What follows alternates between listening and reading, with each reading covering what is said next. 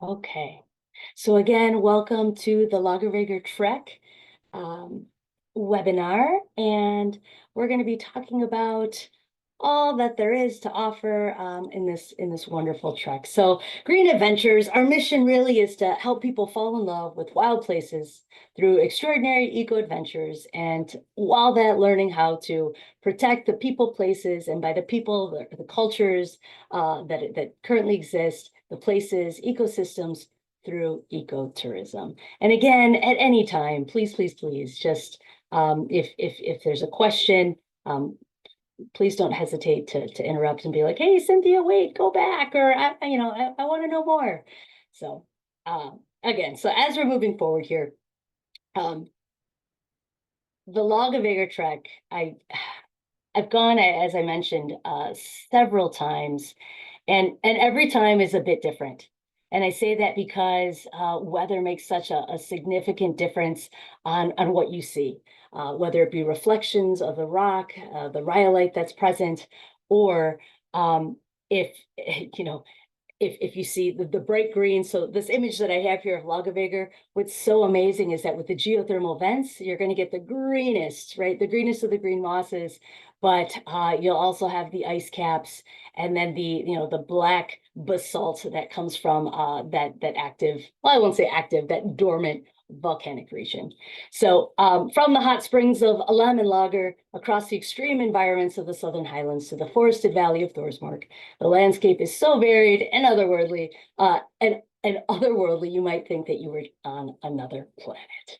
So, just a little bit of information. So, of course, my name is Cynthia Sherman. I am a high school teacher. I've been a high school teacher for about 25. This is my 25th year of teaching now.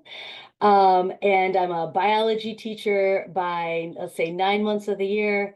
And then 3 months of the year, I work with Green Adventures. And I'll tell you, it's been quite amazing. With Green Adventures, I've traveled, I've been on all ends of the earth. And I'd mentioned just a few areas of whether it be Iceland, Tanzania. I've been to Eleuthera, Bahamas with Tara, as well as just recently, I was just mentioned that I was in Patagonia, and we just finished, and I mean, literally just last week, just finished an 80-mile trek. And so, yeah, my goodness, if you've ever even thought about coming on down, and checking out Patagonia is so definitely well worth it. So, I want to let one more person in here. Hold on one second. I'm gonna flip back. Hopefully she's gonna join us. Oh, maybe she's not gonna be with us. Let's see. Yeah, I think she's joining.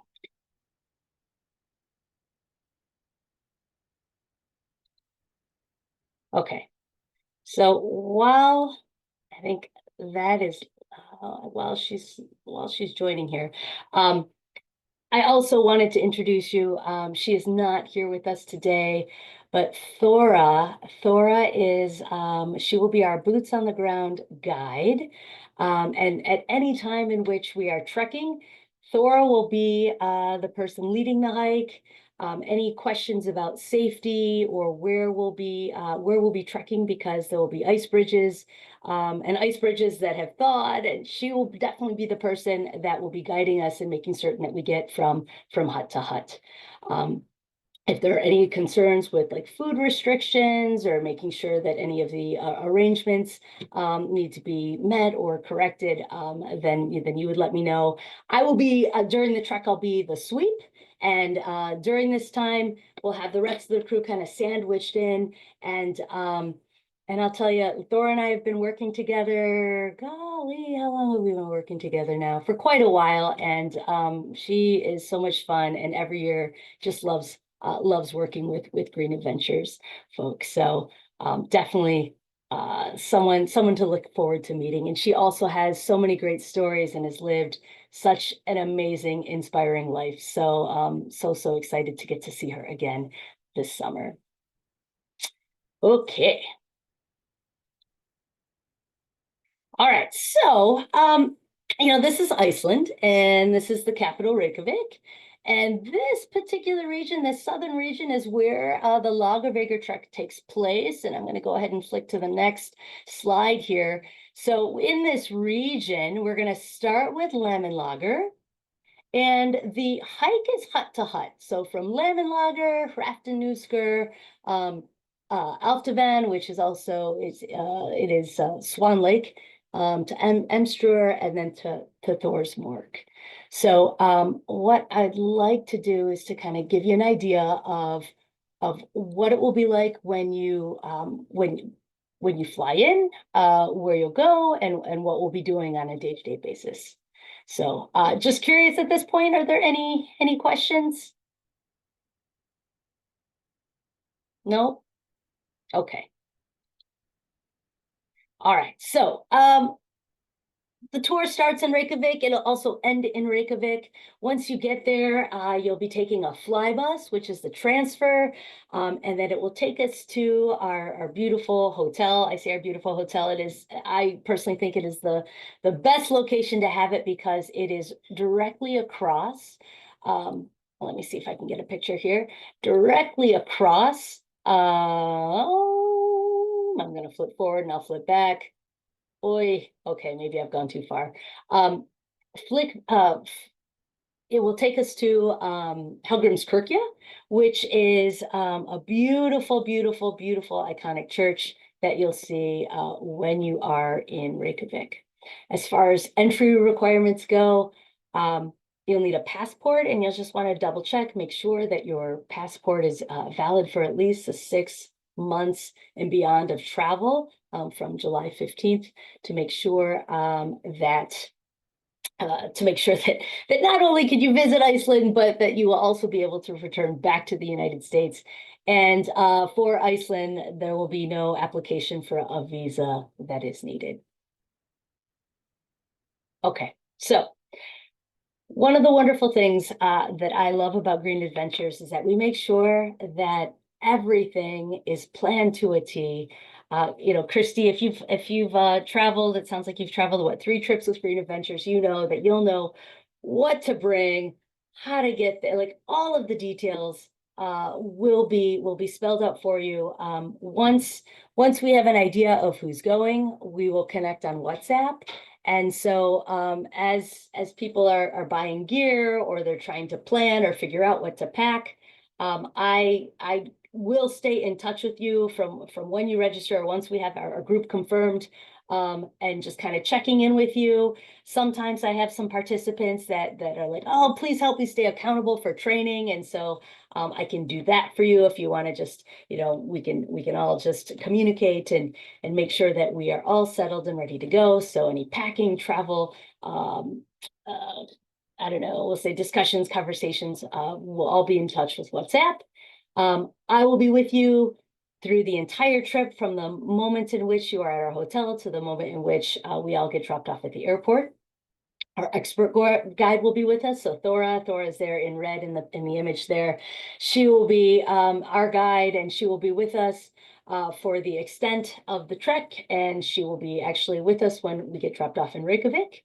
And as far as accommodations, we'll have 2 nights in a guest house. So when we arrive and when we leave in Reykjavik, and then we'll have 4 nights in the mountain huts during the Laugavegur trek.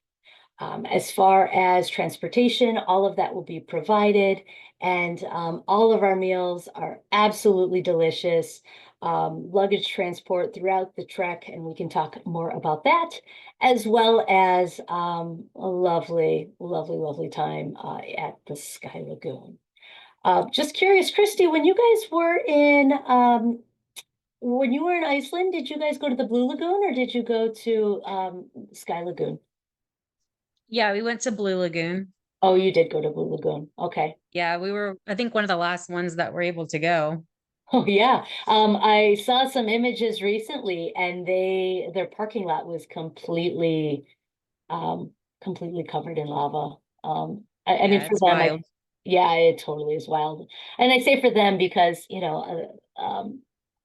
any time I talk with Dora about any kind of volcanic activity, she's like, many people and from many other countries run from volcanoes, but she's like, here in Iceland, we go see them. And, she's like, and then the lava flows, we clean them up and the roads are ready to roll, shortly after. So I don't know when, Blue Lagoon will be up and active once again, but for that reason, in this particular tour, we'll be going to the Sky Lagoon, which you will absolutely enjoy as well. Okay, um, let's take a look. Okay, so what's excluded? Airfare to Reykjavik, the transfer, so the fly bus from the airport to the hotel is excluded. Anything that you decide to do on that particular day, if you're going to go visit museums, essentially that evening, we'll all eventually collect, and we'll have a dinner with one another. Other things that are excluded are things like gratuity and any personal spending money, travel insurance, as well as, and it says sleeping bag. Of course, you could bring one on your own. And if there's a need for a sleeping bag, feel free to communicate with us on WhatsApp, and we'll see if we could track one down for you. And worst case scenario, we'd be able to talk to our guide and see if we can rent one for you. Gosh, I'm looking at that huge lamb, that side of lamb there. That's the meal's so fresh, so delicious. And again, like I said, I'll get to that as we move forward.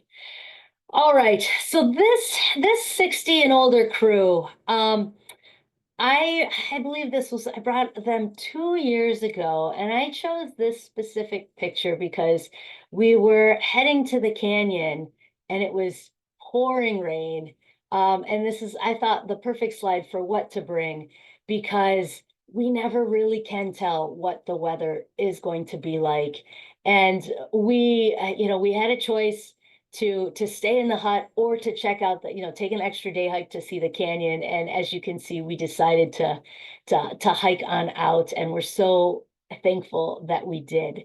But with that, a few pieces of good personal gear. You want to make sure that you've got a great, reliable Gore-Tex rain jacket, as well as rain pants, trekking poles, because we will be up and down, and to have that extra knee support will be helpful. A pair of hiking boots, some smart wool or merino wool, just some non-cotton base layers. We will be trekking around in a 40-liter or more backpack.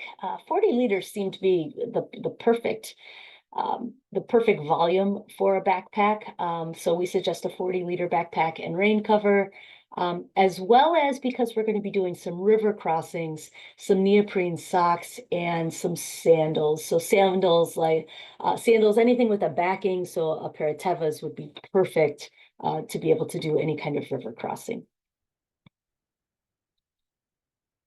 All right, few pictures here. Christy, excuse me, this particular picture was when I had gone, maybe my first time around, when I had brought people. I made a social post about, come on out to Laugavegur with me. And so I had the person on the left happened to go to college with me, and the person on the right was a special ed high school teacher who both, they met one another during this trek. And we all, like I said, became very, very close. All of these individuals who I knew, but they didn't know one another, became great friends as we trekked along our 40-ish miles of hiking.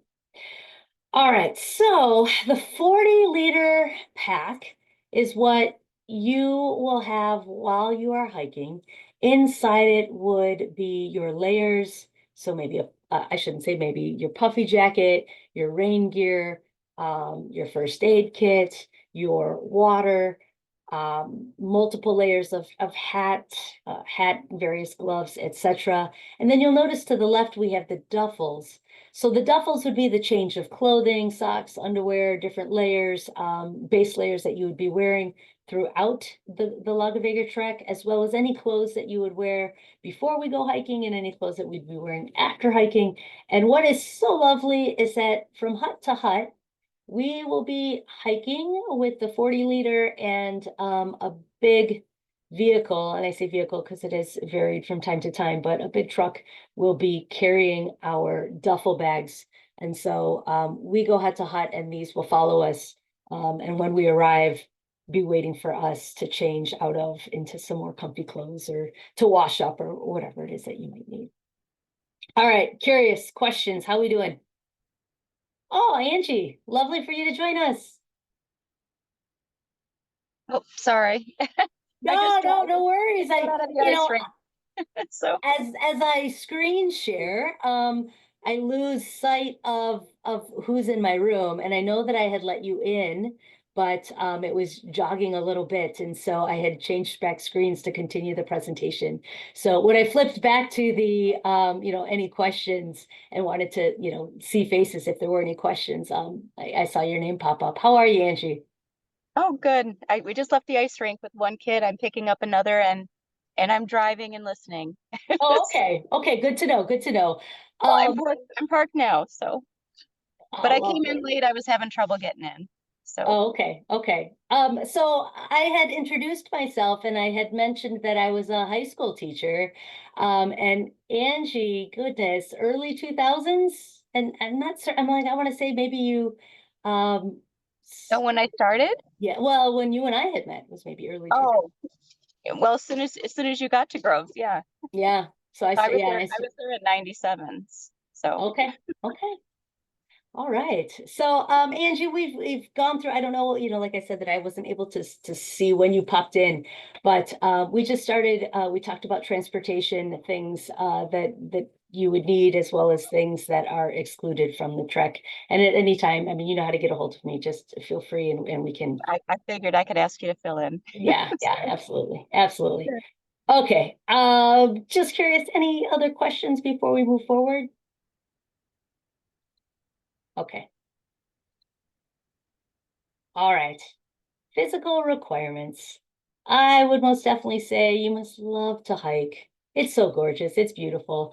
The tour is open to women who have not experienced a through hiking trek before. If you haven't, oh my gosh, it's such a wonderful feeling of accomplishment to get from the beginning to the end. But the you must hiking, I'm going to stress the Iceland weather, you never can tell what it's going to be. And so for those of you who love to hike, you know that it may be raining for a couple hours, but then out comes the sun, and then you're dry once again. But maybe 20 minutes later, out comes the rain. And so, for those of you who hike, love hiking, you know that that weather is most definitely a factor throughout. So, some mountain hiking experience is definitely welcomed, as we'll be in different conditions as well as different terrains. And I would most definitely say to be it's very important to be an active person. This isn't the trek to come off the couch, and jump right into trekking. But I will also say, if to get in shape for a hike like this, it would be best to just start walking. Walking, and then as we get to some of the summer months, so once we start hitting, well, I'll even say May and June, to start walking with a pack on. And then if you live in any area with a little bit of terrain, to have that weighted pack on, just to get a feel for what it's like. You wouldn't want to have for the first time a weighted pack on for 40 miles. We of course want to make this an enjoyable experience for everyone, and that the if that's your first time and there's a little bit of a struggle. There's a lot of ups and downs, and so I want to, like I said, I want to stress that being prepared will make sure that the trek will be an enjoyable for you, but for every single step throughout the journey. Okay. All right, so 40-ish miles. The reason why it's 40-ish miles and not a distinct mileage count here is that you never know how much ice is going to be present. I was with Thora 2 summers ago, and most of the ice bridges had melted. And so we were trekking all the way down the valley, and kind of like uncharted territory because usually it was covered in snow. Kind of trailblazing our way up to where where the trail was visibly found. So, that particular year we trekked, I would say at 50, I think I counted like 50, 53 miles.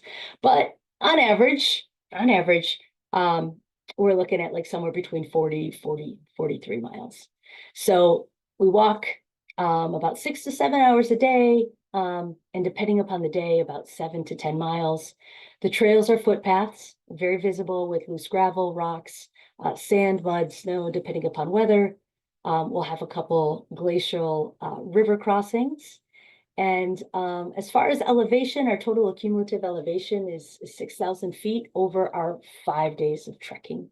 Elevation, or maximum elevation. So as far as, or if anyone was concerned about whether or not the elevation would perhaps be too high, it's actually not too bad at all, with elevation at 3,400 feet. And that is really covered in the first 2 days of hiking. The third day, rolling hills with a few short, steep climbs. And then the final stretch, which is in Thorsmark we call Thor's Forest, is mostly flat with a little bit of an elevation gain. And then that again takes us in that fifth day, where we arrive in Thorsmark. I'm going to go ahead and give you guys a little bit of visual of what this trek will look like.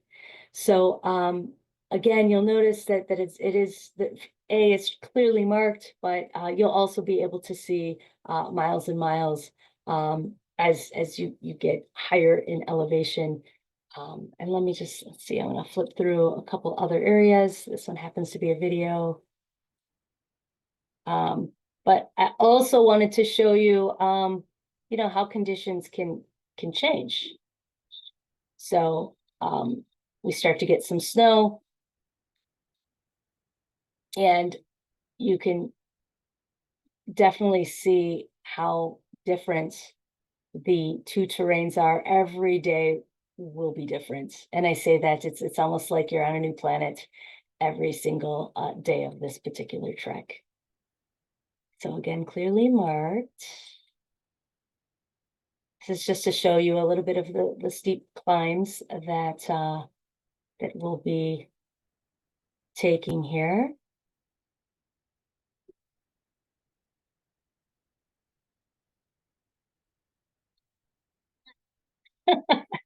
I say hi because that was my friend from college, but I was again the sweep, and you'll always see Thora up at the front.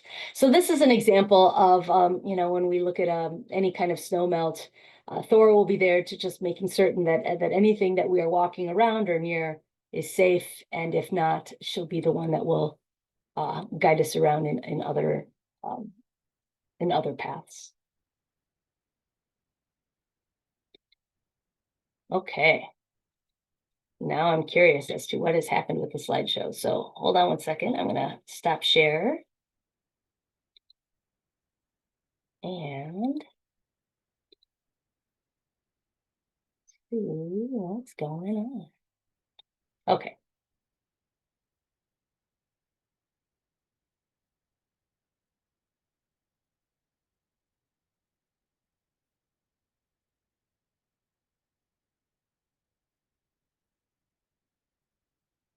All right. If there's anything I learned as a teacher, it's how to make things work. So, if it's okay with you, for some strange reason, when I go full screen, I somehow have lost my images here. So, if it's okay with you, I'm going to go ahead and continue with this with this particular viewing as opposed to the presentation screen share. Okay, so once we start our morning, we get up, we have breakfast, we'll stretch. We always start with a great stretch, and then we begin our trek. But I also want to point out that as we are trekking, we're going to see some beautiful places, and there are even at times in which, as we're taking a rest, we snack. We will find wonderful places for a siesta if needed. And so this is Edna. Edna's been on actually quite a few Green Adventure trips with us. And she was the one who organized a 60 and older crew. And this was the first time. This was the first trip that she had gone and loved it so much and decided to bring so many of her friends with us the following year. Okay, a little bit about meals and food. Hot breakfast and dinner every morning and evening, and they will be prepared at the mountain huts. And during breakfast, we'll also pack our lunches because we'll be having lunch on the trail. And so the participants will be carrying our lunch and snacks for the rest of the day. And then we'll take turn carrying thermoses, hot water, because throughout the trek, sometimes we'll stop, enjoy the view and have tea or just a little bit of a snack, just depending upon how lovely the view is at the time. So you'll also see this is trying to see, this might be our second hut that we'll be visiting. Our sleeping arrangements very much remind me of like a Girl Scout camp where we've got bunks. And you'll also notice that we will have our things with us. So it can get a little crowded because we've got our bunks, we've got our duffels, as well as our packs with us. Okay, so participants, we're going to take turns. We help the guide out prepping the meals. We also help one another out cleaning up our food to make sure that we're ready to go to bed early and get up bright and early to start our trek. We're rewarded with the feeling of accomplishment as we hike from day to day. So these pictures I think are lovely. We have salmon, lots of different kinds of grilled fish. And if you're not a fish fan or if you're a vegan, we definitely have a variety of other substitutes or foods that you could eat as well. We have, so I'm laughing here because we have another participant that's getting ready to pack her lunch. And so she's kind of helping with like pulling out the spread. And then in the evening, when we're there, there's about 16 hours of sunlight. And so, it's really hard to tell if this is 4 p.m., 5 p.m., or 11 p.m. But, we have some participants taking a look looking out at the sunsets. All right, here's our tour day one. Before I go through and show you what the huts actually look like, how are we doing? Are there any questions at all that you guys may have for me? Okay. Well, with respect of your time and making sure that I can address any questions or anything that you may be wondering about, I will go ahead and move forward here. But so our hotel will be right across Helgrimskirkja, which will be on the left-hand side here. This is called Rainbow Road, and there's all kinds of stores, shops, restaurants, etc. So we'll be arriving in Reykjavik. Beautiful, beautiful town. You're gonna love it. Lots of different things that you can do while you're there, and I'll also be able to provide a good handful of all of the different things that you can go visit, as well as some wonderful places that you can go check out and eat before we actually meet as a group. And then from there, we start our trek. So on day 2, we head on over to Laugavegur. And at Laugavegur, you'll notice that some people will start their trek here and many people will end their trek here. It really just depends upon the direction in which people are, prefer to come in. So we will we'll arrive, we'll split up lunches. There's a few hot springs that people can do before we begin our trek, and we get on the trail and we go. So when we get on the trail, there'll be a bus that will pick us up, that will take us to the bus station, and the bus station will then drop us over at Lager. And I will tell you, the bus journey, it will be just a fun experience. I've never been on a bus that has crossed large rivers before, and I promise, the bus ride alone will be an adventure. Okay, few more views just from Lager. From Lager, we'll then head to Hrafn-Nusker, and again, the beautiful rhyolite rocks that you'll see here, the geothermal vents. I did have just a brief video so that you can check out some of the sites.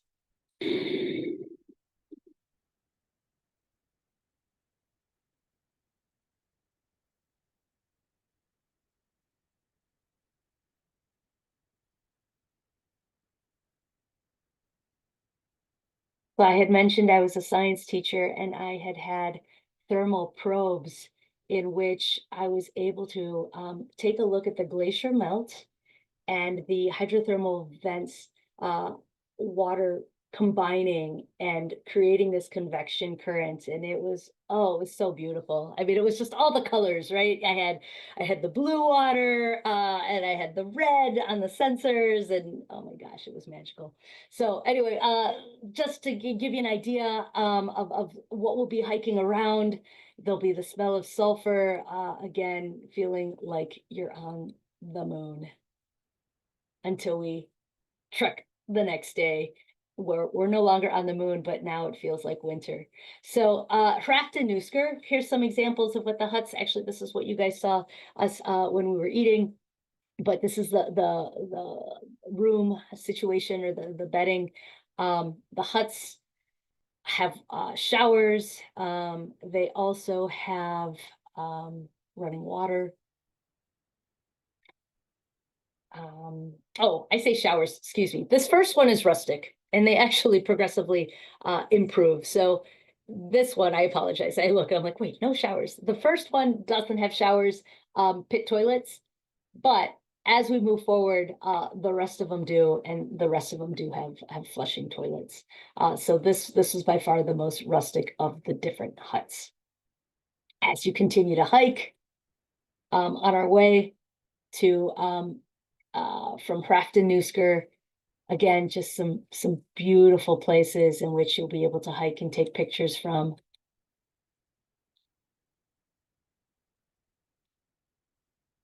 And then we'll end up in Alftvatten. Alftvatten has many day hikes from the huts.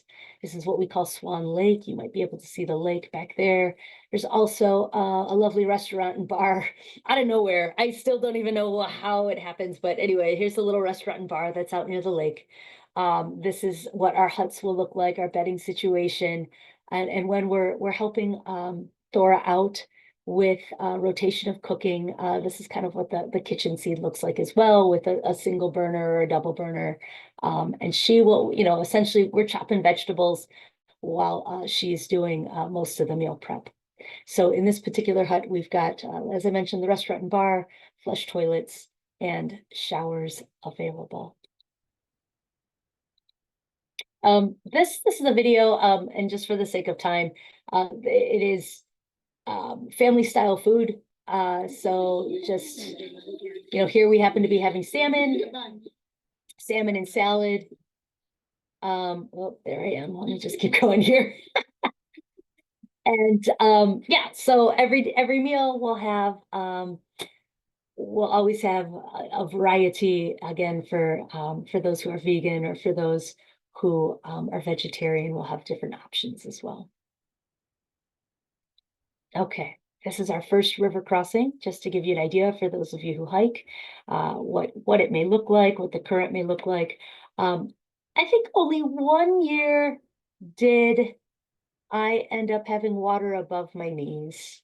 But for most of the situation, you'll notice that we've switched out of our boots into some tevas and our neoprene socks, because we want to keep our actual wool hiking socks nice and dry. And so just to give you an idea of what that may look like as we're crossing.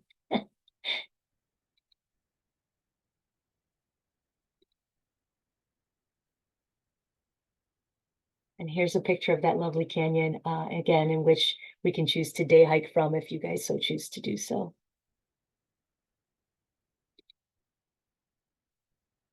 All right, Emster Hut. Lots of room to hang wet clothes, things of that nature.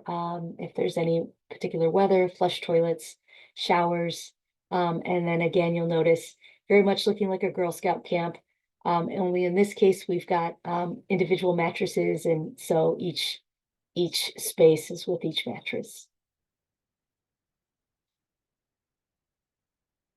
Oh my gosh, I'm looking at these pictures and I just want to go back. Very excited.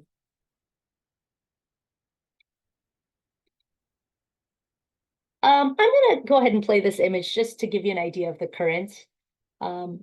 And this is us river crossing. Thora will be again, she'll be the first one across, making sure that everyone safely gets through. And then I will be the sweep, trying to pick up anything if, in case anything gets dropped.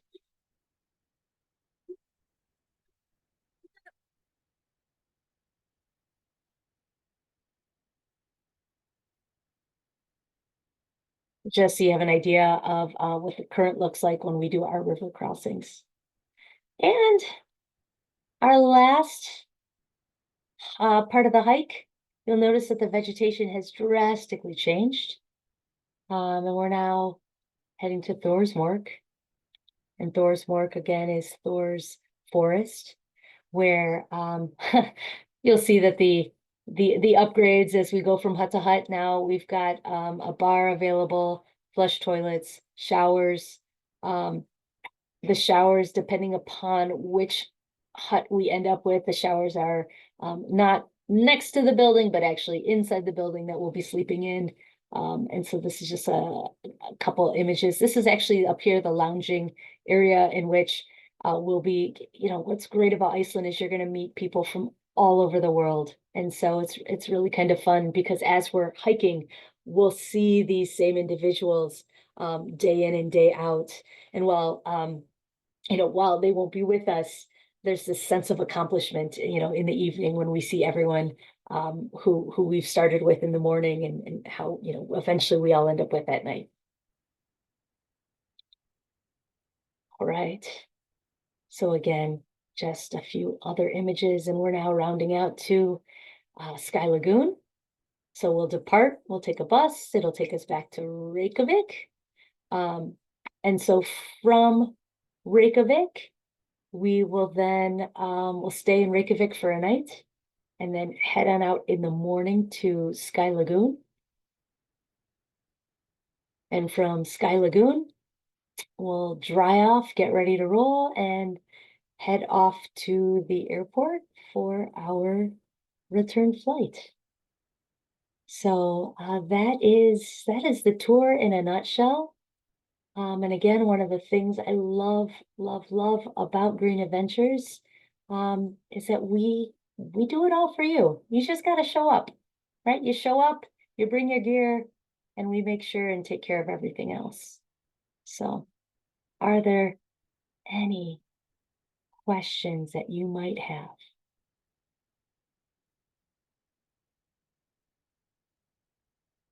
Any questions at all? Cynthia, are there some questions we should have? So, can you think of something? That's a good one. I've had people ask, do we need to have hiking boots or could we bring trail runners? And I would suggest, because of the terrain, to bring I would say mid to high level boots. I would definitely make sure that they're Gore-Tex. Food's pretty easy in Iceland. Everything is fresh. So as far as food constraints, I've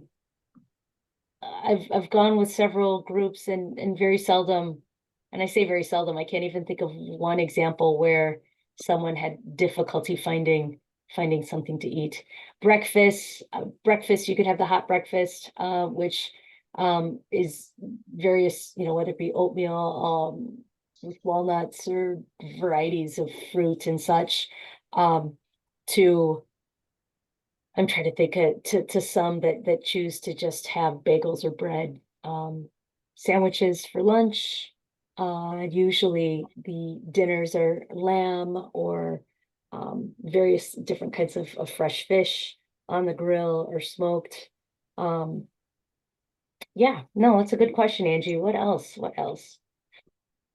We will provide a pretty thorough packing list, and so the questions usually come in once you've decided that you wanted to go.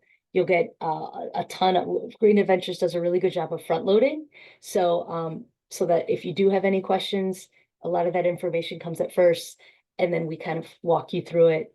And I say month to month because I like to keep in touch with those who've confirmed the trip just to make sure that you guys are okay. And then I also like to just kind of check in, and I say for training, but just to check in, just to make sure we're all active. So I like to have a pretty active group where we're, taking pictures of if you got out and maybe got a bike ride in or things of that nature.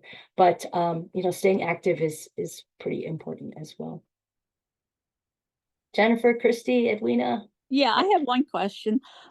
We did I did a 2-week trip with Active Adventures in New Zealand some years back, and we did a 3-day backpack in Nelson National Park.